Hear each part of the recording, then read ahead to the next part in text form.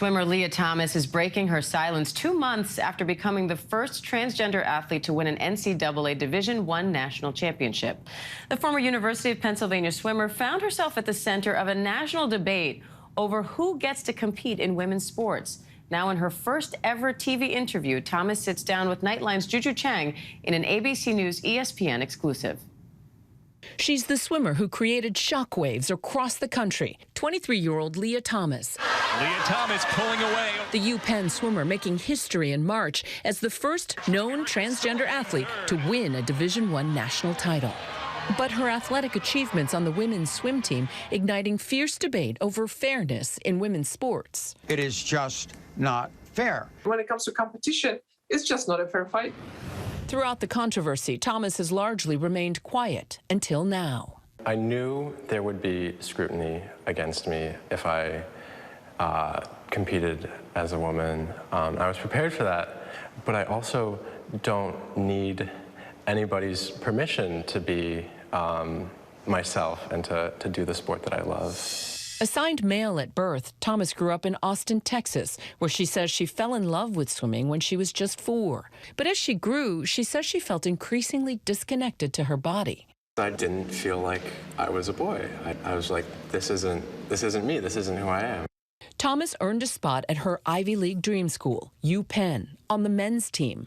But by her sophomore year, she says her gender dysphoria left her depressed and suicidal. I was barely going to classes. I could really barely get out of bed, and I said I can't live like this anymore. And I want to be able to do things I enjoy, even if it might cost me my swimming career. Yeah, and that's part of what kept me from transitioning for so long. Is I wasn't sure if I could continue swimming and doing the sport that I loved. Thomas began HRT, hormone replacement therapy, in May of her sophomore year, 2019. The mental and emotional changes actually happened very quickly. I was feeling a lot better mentally. I was less depressed, and I lost muscle mass, and I became a lot weaker and a lot slower in the water. After following NCAA guidelines of a year of hormone therapy to change gender categories, Thomas started her senior year on the women's team. But her success in the water was met with outrage leading up to the NCAA championships. Her critics say she jumped in the rankings between the men's and the women's team. And there are some who look at the data and suggest that you're enjoying a competitive advantage. What do you say to that? There's a lot of factors that go into a race and how well you do. And the biggest change for me is that I'm happy.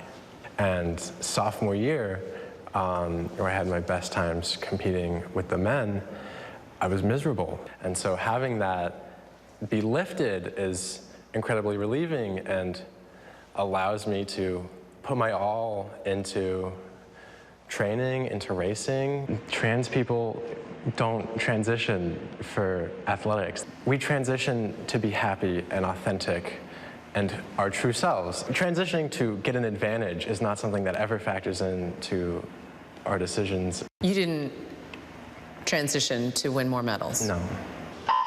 Thomas quickly became a lightning rod. 16 of her own teammates and some of their parents wrote anonymous letters arguing Thomas posed a threat to women's sports.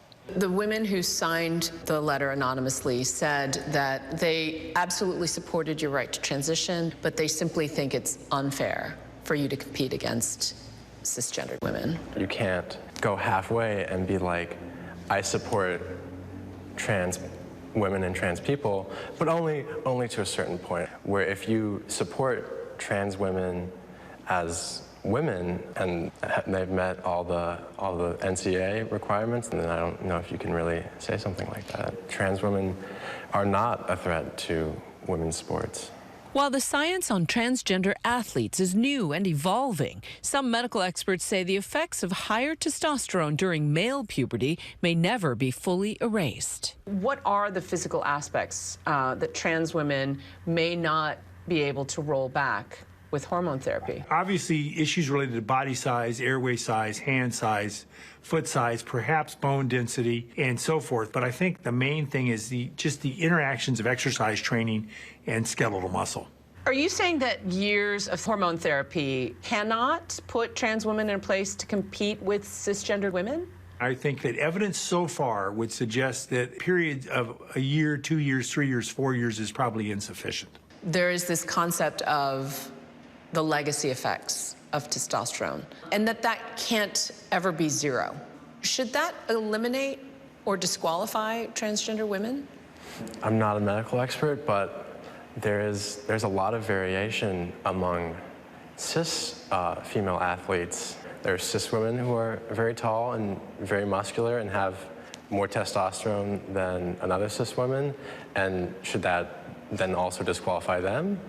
In January, the NCAA updated its transgender athlete eligibility guidelines, saying each sport's governing body could make their own rules. Later clarifying it wouldn't impose the new rules mid-season, clearing the way for Thomas to compete at the NCAAs. It was an incredible experience to be able to fulfill that personal goal and be at that meet, as well as competing as my authentic self was just such an amazing experience to have these things that I've been working towards for so long all come together. Are there Olympics in your future? It's been a goal of mine to swim at Olympic trials for a very long time, and I would love to see that through. And Juju Chang joins me now for more on this. Juju, you talked about the NCAA changing some rules, but last year the International Olympic Committee also issued new guidelines on transgender athletes, saying they're no longer going to use testosterone to determine eligibility. So how does that work? And do you think we can expect to see Lia Thomas competing in the Olympic trials? It will depend. The USA swimming guidelines, which will okay Olympians, will require 3 years of testosterone suppression and estrogen treatment. At that point, Lia will qualify, but they've added a 3-member medical board who then has to okay it as well. So it's still very much up in the air, but she has that Olympic twinkle in her eye still. How significant is this rule change, and what does it mean for the transgender community and for athletes, sports in general? It's significant because requiring an athlete to go through 3 years of hormone therapy essentially eliminates college as an arena if you don't transition before puberty. And yet look at our political landscape. There are dozens of states right now that are banning gender confirmation surgery or gender confirmation medical treatments. So it's making trans youth find it difficult to transition early, and yet if you don't, then you can't compete in college. That said, we're talking about 2% of the population are elite athletes. 1% of the population are transgender. We're talking about a minuscule number of people who are affected by these broad sweeping rule changes. So you sat down with Lia Thomas for quite some time and really combed through her whole story. What struck you most about this interview? Well, a couple of things. When she sat down, I thought she chose to wear a Penn swimming and diving shirt, right? That's a conscious choice. It is so much a part of her identity. And her overall message is there are 2 major aspects of my identity: my elite swimming and my being trans. And I shouldn't have to choose one for the other. She transitioned very depressed, suicidal, she described. And she transitioned knowing that it might cost her her swimming. And then once she started taking hormones, her mood elevated, and she thought, maybe I can do both. At which point she pursued swimming, and she went by all the NCAA rules at the time to qualify to swim on the women's team. Now, I know going into this, she was facing all these accusations about maybe that, and transgender athletes often do, that maybe the transition is happening because you want to be elite in that sport and you think transitioning will get you there. What did you make of her response to that? Yeah, well, her response to me was nobody transitions to win a medal, right? I mean, that's the bottom line, that she transitioned, in her view, for survival. It's also part of the reason why she spoke to us, because she wants trans visibility to help others who are feeling so desperate and quite frankly, suicidal, because trans youth have the highest rates of attempts of suicide.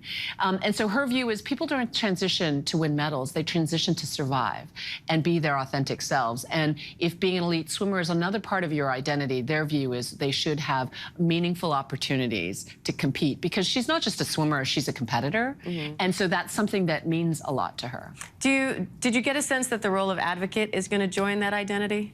Absolutely. I mean, she's just graduated from UPenn. She graduated and is heading towards law school in the fall. She said because of all of what she's gone through, she's looking at civil rights law with an eye towards advocating for trans rights. All right, not the last we'll hear of Lia Thomas, that's for sure. Not at Juju all. Chang, thank you as always. My pleasure. Hi, everyone. George Stephanopoulos here. Thanks for checking out the ABC News YouTube channel. If you'd like to get more videos, show highlights, and watch live event coverage, click on the right over here to subscribe to our channel. And don't forget to download the ABC News app for breaking news alerts. Thanks for watching.